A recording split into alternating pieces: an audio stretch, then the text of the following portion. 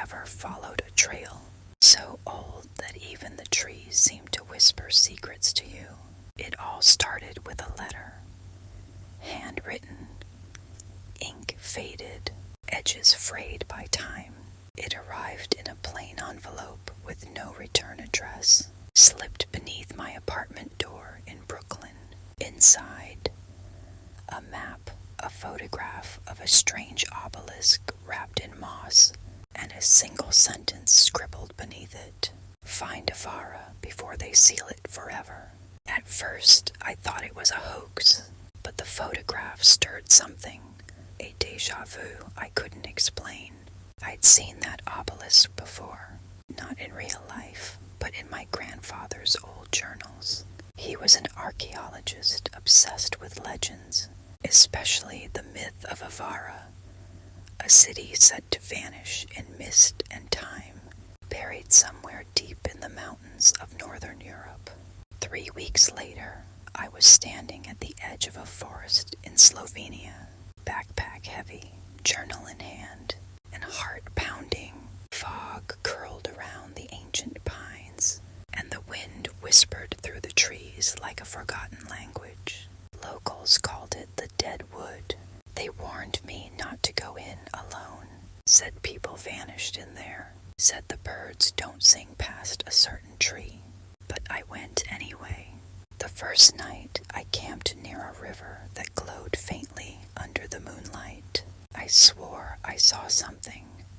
Figures moving in the distance, slow and tall, like shadows that had learned to walk. But when I looked again, nothing. In the morning, I met Thomas, a local guide, weathered by age, with a face carved by stories he never told. You're looking for Avara, he said before I could even ask. How do you know?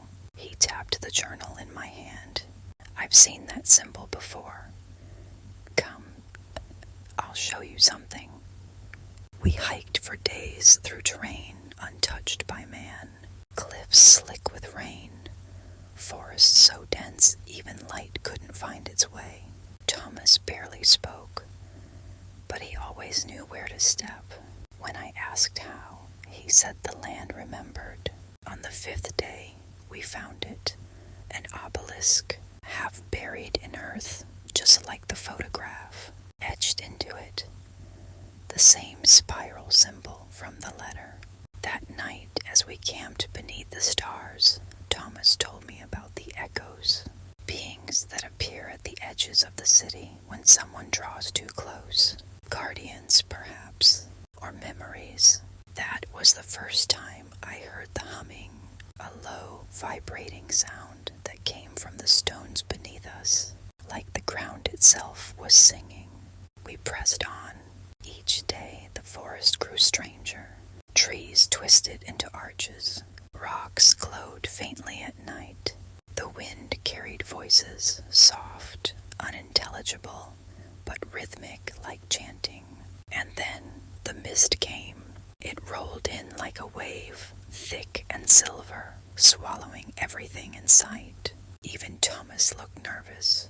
We're close, he whispered. On the 10th day, we found the gate. It wasn't built, it had grown. Vines the size of tree trunks twisted into an archway, pulsing faintly with blue light. The journal said Avara would be hidden beyond the living gate. We stepped through. Instant silence. Birds stopped chirping. No insects buzzed. It was like the forest had inhaled and forgotten how to breathe. And there it was, Avara, a city sculpted from obsidian and gold, hidden in the crater of an ancient volcano, suspended above a lake so still it looked like glass. Towering spires rose from the fog. Bridges made of crystal-connected buildings shaped like shells and stars. Light danced between the towers without any sun.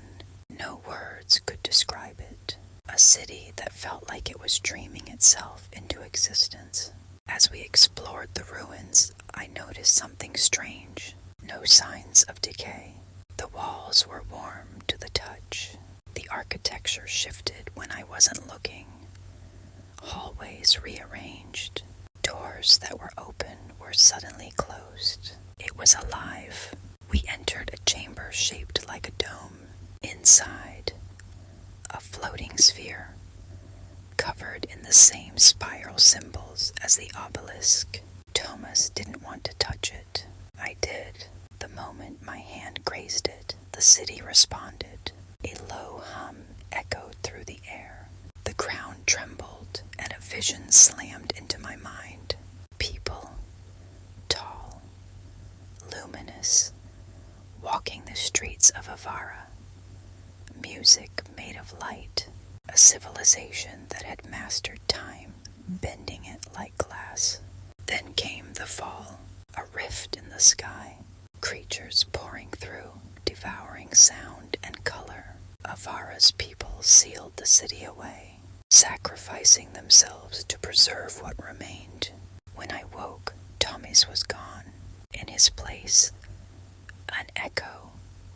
It looked like him, but its eyes were hollow, and it repeated my name like it was learning the shape of it. I ran. I don't know how long I was lost in the city.